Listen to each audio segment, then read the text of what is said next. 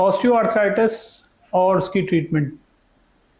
ये कॉमन है कि ऑस्टियोआर्थराइटिस में अक्सर लोग कहते हैं कि मैं जेल वाला इंजेक्शन के बारे में जानना चाहता हूँ कि ये जेल वाला इंजेक्शन क्या है और कैसे काम करता है। देखें, जेल वाला जो इंजेक्शन होता है वो उसमें हाइलुरोनिक एसिड होता है। हाइलुरोनिक एसिड हमारी कार्टिलेज के लिए एक तरह से कुशन भी है। हमारा जो घुटना है उसकी जो डिजेनरेट हो चुका है, उसमें जो शॉक पड़ रहा है घुटने के अंदर, उसके लिए भी हेल्पिंग होता है। तो ये जो जेल का इंजेक्शन है ये बिल्कुल मैं लगाता हूँ। जेल का इंजेक्शन में तरीका ये होता है कि हम सीधा घुटने के अंदर वो जेल इंजेक्ट कर देते हैं। ये जो जेल होती है ये घुटने के अंदर रहती है। ये ऊपर की सरफेस और नीचे की सरफेस दोनों में एक तरह से तकिया, एक तरह से जैसे आपने रख दिया ना, इस तरह कुशन एक फॉर्म हो जाता है। तो घुटना जो होता है वो आपस में टकराता कम है। जब टकराता कम है तो पेशेंट की पेन में भी कमी हो जाती है। आमतौर पे जेल के इंजेक्शन मल्टीपल फॉर्म में अवेलेबल हैं। कुछ ऐसे जेल के इंजेक्शन हैं जो हफ्ते में एक लगाने पड़ते हैं घुटने के अंदर, जिसमें 4 से 6 इंजेक्शन का कोर्स करना पड़ता है।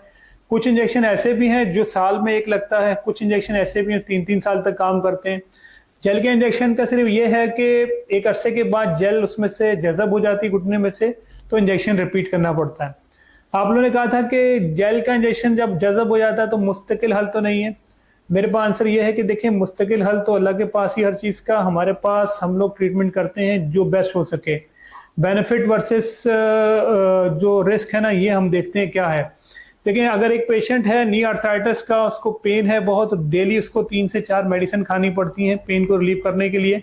अगर हम उसे जेल का इंजेक्शन घुटने के अंदर लगा देंगे तो अगर 1 साल के लिए भी उसको पेन की दवाई ना खानी पड़े, उसके मैदे में वो दवाइयाँ ना जाएं, मैदे में उसका असर ना हो, या उसके जो है क्या कहते हैं जिगर में और दूसरी जगह पे उसके साइड इफेक्ट ना हो, तो मेरे ख्याल में ये उसके लिए बेनिफिट है। अगर 1 साल तक उसका पेन रिलीव ले तो इससे अच्छी और कोई बात नहीं है।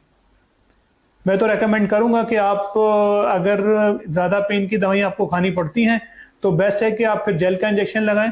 ये डिपेंड करता है आपका मॉलेज आपके लिए क्या डिसाइड करता है। जब मेरे पास पेशेंट विजिट करता है, मैं उसका एक्सरे करवाता हूँ, तो एक्सरे करवा के जज करता हूँ कि उसका कौन सा ग्रेड का आर्थराइटिस है और उस पेशेंट के लिए क्या चीज़ सूट करेगी। उसके लिए जेल का इंजेक्शन सूट करेगा, उसके लिए स्टेम सेल थेरेपी सूट करेगी, उसके लिए पीआरपी सूट करेगी, या उसके लिए आर्थोप्लास्टी सूट करेगी। ये डिपेंड सारा करता है एग्जामिनेशन पे।